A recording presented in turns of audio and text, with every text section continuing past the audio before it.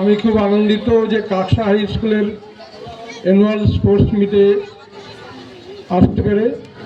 এই সব কিছুই করে দিয়েছেন আমাদের অত্যন্ত প্রিয় হেডমাস্টার মহাশয়, উনি গুণী ব্যক্তি। যাই হোক, আজকের এই মঞ্চে এই বিদ্যালয়ের সভাপতি মহাশয়, জেলা পরিষদের কর্মাধ্যক্ষ মহাশয় আছেন, এই বিদ্যালয়ের সমস্ত শিক্ষক শিক্ষিকাবৃন্দ, আর আমার সঙ্গে রয়েছেন সমস্ত ছাত্রছাত্রীবৃন্দ। তো আমি প্রথমে বলেছি যে এই অ্যানুয়াল স্পোর্টস মিটে আসতে পেরে খুব আনন্দিত হয়েছি এবং আমাকে বলা হয়েছে দু একটি কথা বলা। তো কথা বলতে আমার কোনো আপত্তি নেই, কিন্তু কথা বলার জন্য খুব বেশি সময়ও নেব না। তো হচ্ছে ব্যাপারটা হচ্ছে কি, যে এই যে প্রতি বছরই আমরা একটা অ্যানুয়াল স্পোর্টস মিট আয়োজন করে থাকি, কিন্তু এই অ্যানুয়াল স্পোর্টস মিটটা শুধু যে একটা রিচুয়াল, যে এটা প্রতি বছর এটা আমাদের করতে হবে, সেটা যেন না হয়।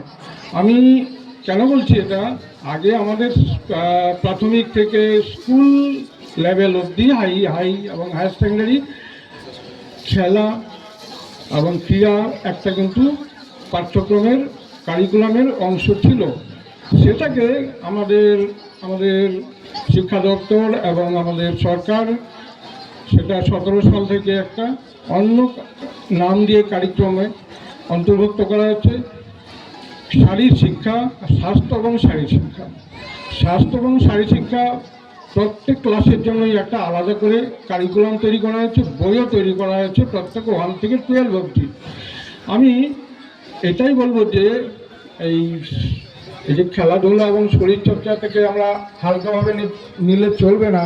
এই প্রত্যেকটিরই কিন্তু যেন অত্যন্ত উপযোগিতা আছে, সেটাই আমাদের ভেবে কিন্তু খেলাধুলা শরীরচর্চা বিভিন্ন ক্রিয়েটিভিটির মধ্যে কিন্তু আমাদের এগোতে হবে। তো আমি বক্তব্য বেশি দীর্ঘায়িত করবো না, একটা কথাই বলবো যে একদম সাধারণ কথা, প্রচলিত কথা, স্বাস্থ্যই সম্পদ। এই সম্পদকে ধরে রাখতে হলে এর পরিচর্যা করা দরকার।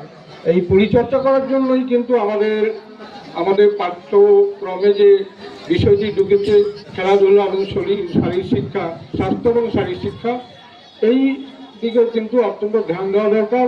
এবং আমাদের পাঠ্যক্রমের যে বলা হয়েছে যে সাপ্তাহিক 3টি ক্লাস কিন্তু এই স্বাস্থ্য এবং শারীর শিক্ষার থেকে কিন্তু সিলেক্ট করতে হবে প্রত্যেক ক্লাসের জন্য।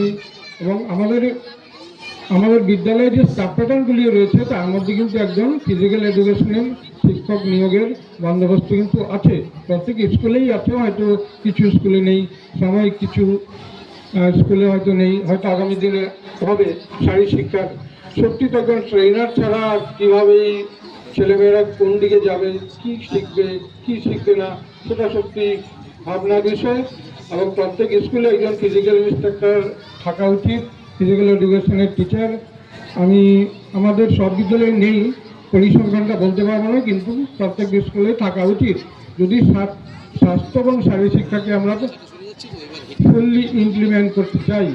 এই স্বাস্থ্য ও শারীর শিক্ষাকে করে আমাদের যে কারিকুলামে যেগুলি রয়েছে, শরীরকে পুনরুদ্ধার করা, স্বাস্থ্য এবং মন সুস্থ রাখা, মেন্টাল হেলথ এবং মেন্টাল হাইজিন, এই দুটি বিষয়ে ছেলে মেয়েদের কিন্তু আপনারা বুঝিয়ে দেবেন, যারা শিক্ষক মহাশয় এবং মহাশয়তা রয়েছেন আপনারা।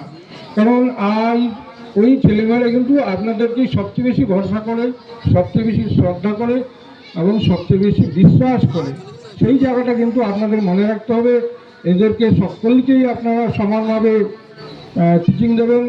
আমরা তো জানি যে আমাদের যেটা হচ্ছে RTE এবং ন্যাশনাল কারিকুলাম ফ্রেমওয়ার্ক, এই দুটির যে মেইন স্তম্ভকে ধরে নিয়েই কিন্তু স্বাস্থ্য এবং শারীর শিক্ষা দুটি বিষয়টি, এই যে বিষয়টি আমাদের কারিকুলামে অন্তর্ভুক্ত হয়েছে।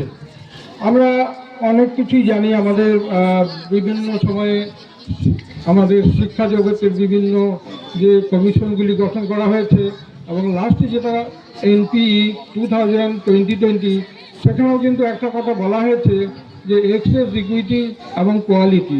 আমরা চাই যে কোয়ালিটি প্রোডাক্ট তৈরি করব। এই যে ছেলেমেয়েগুলি সবগুলি আসছে আপনাদের বিদ্যালয়ে, তাদেরকে আমরা কী করে কোয়ালিটি